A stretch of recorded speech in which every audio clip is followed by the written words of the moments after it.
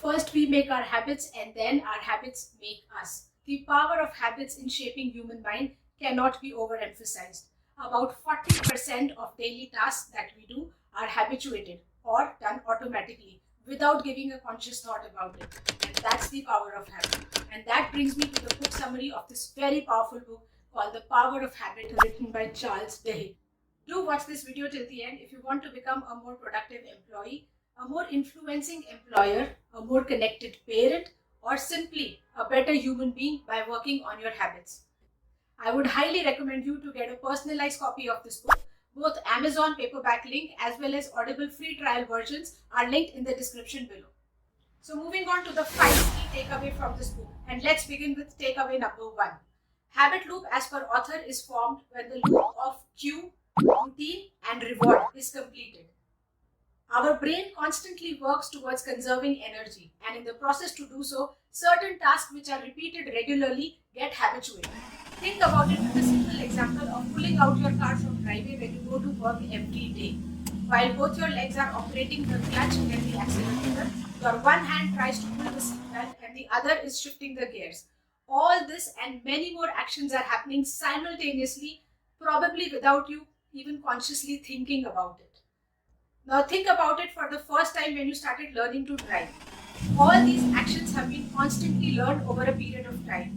And over a period of time, your brain has learned to habituate these actions to the state that probably now when you drive to the work, all these actions are happening simultaneously while you are listening to your favorite podcast.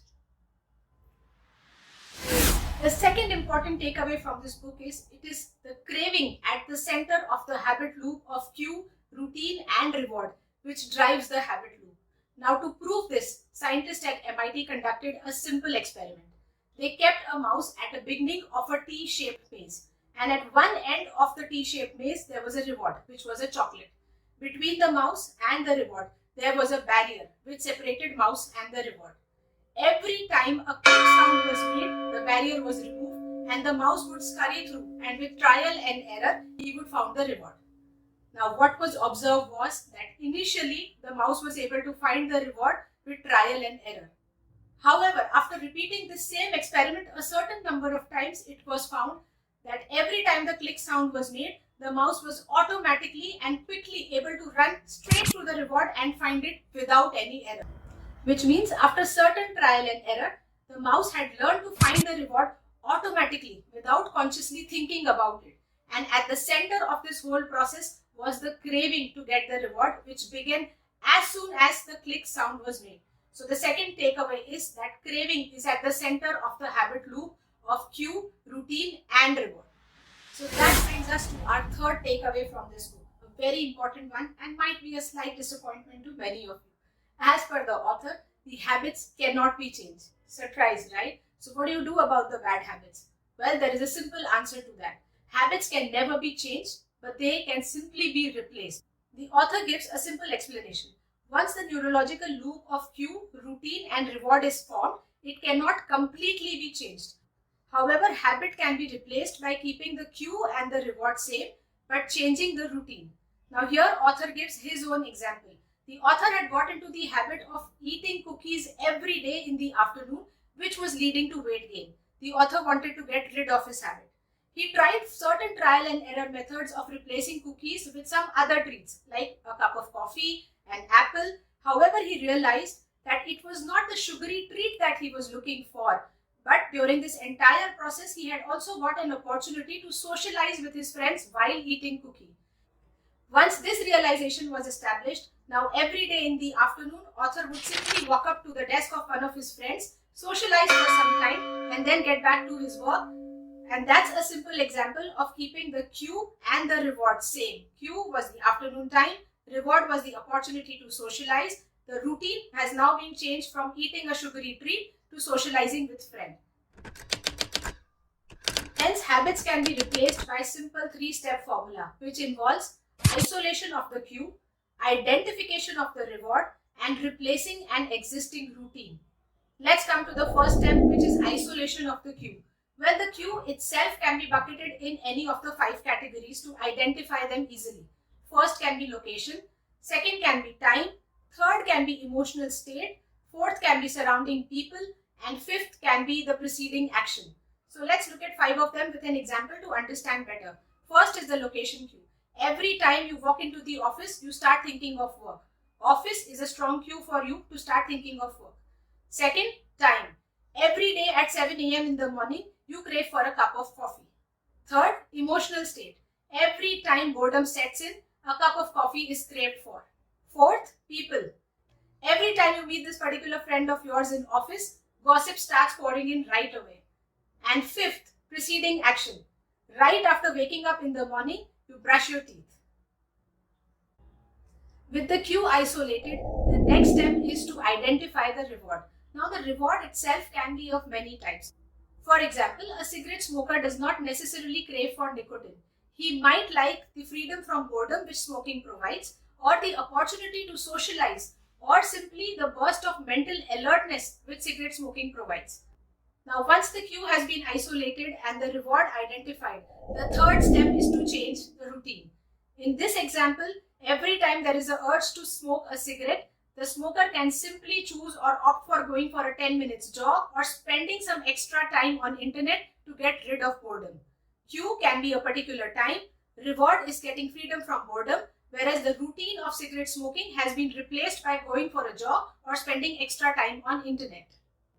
The above mentioned formula of habit replacement has one key ingredient missing, and that key ingredient is willpower. The topic of willpower has huge implications not only on individuals but also for organizations and for parents.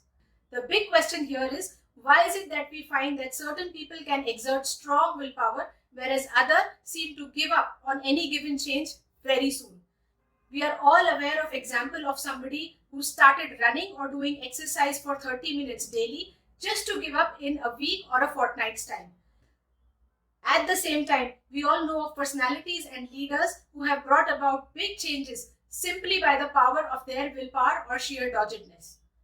The answer to this question has now been established with the fact that willpower is like a muscle. The more it is exerted, the stronger it gets. The fallout of same theory, however, is also true, which means overexertion leads to tiredness in willpower. And this was proven by a simple experiment conducted by scientists. Two groups of people were invited, Group A and Group B. Both the groups were similar in all aspects, and they simply had to resist a hot plate of cookie kept in front of them for 5 minutes. While both the groups were similar in all aspects, there was certain difference in the way the entire experiment was explained or communicated to them. To Group A, the delivery style was polite and participative.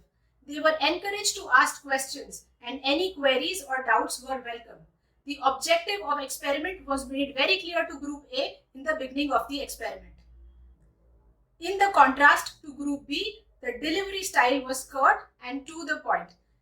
Questions or queries from Group B were not entertained, and they were simply asked to do the experiment without any further explanation to it. After 5 minutes, however, it was found that both the groups were able to resist the hot plate of cookie. Then from there on, they were both moved to the part B of experiment. This too was quite simple. There was simply a computer screen placed in front of both the groups, and random numbers were flashing on the computer screen. Every time a number 6 was flashed on the screen followed by number 4, spacebar had to be hit. Group A did not find any challenge in focusing in part B of the experiment. However, Group B found it extremely difficult to focus on this challenge. They complained on the futility of the entire experiment. They grew irritable and simply did not want to comply to the experiment. This experiment has great learnings both for organizations and for parents. For employees to be more productive and for them to stick around longer in the organization, it is important that they feel included and heard. The same is also true for effective parenting. Children need to feel free to voice their opinion and being heard, while parents work towards making them independent, confident, and kind individuals. So how to ensure optimum willpower levels bring a sustainable change? And the answer lies in the fifth learning from this book, which is that of Keystone Habit. A keystone habit is any change when inculcated or done away with brings out a chain of positive reaction. This ripple effect, by focusing on one small area of change, can lead to many other changes. Small wins thus made compound over time to have a snowball effect, and that's the power of Keystone Habit. The idea of Keystone Habit in this book is explained by the author with an example of a lady called Lisa.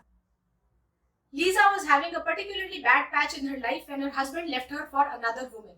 Her already existing not so good habits compounded. From there on, a downward spiral of negativity started, and this continued for some time. However, after a certain period of time, she desperately wanted to change this entire situation. And to do so, Lisa tried to change one keystone habit that she had, and that was to give up or to quit smoking. Now, every time Lisa felt the urge to smoke a cigarette, she would simply go out for a jog instead of smoking. The whole routine of smoking a cigarette was then replaced by jogging, and this led to compounding good effects. She started feeling much more healthier, she started eating better, she felt much more confident and in overall control of her life. She started to participate first in half marathons and then in full marathons. Lisa felt her life getting back in control. Over a period of time, Lisa got her job back and got engaged. So for Lisa, the keystone habit was to give up smoking and replace it with jogging. One small change led to a huge compounding positive effect. That brings us to the end of this video. I hope you enjoyed learning along. If you feel my work adds value to your life, don't forget to hit that subscribe button. Keep your comments and likes coming to keep me motivated. Thank you and stay tuned to Life Simplified.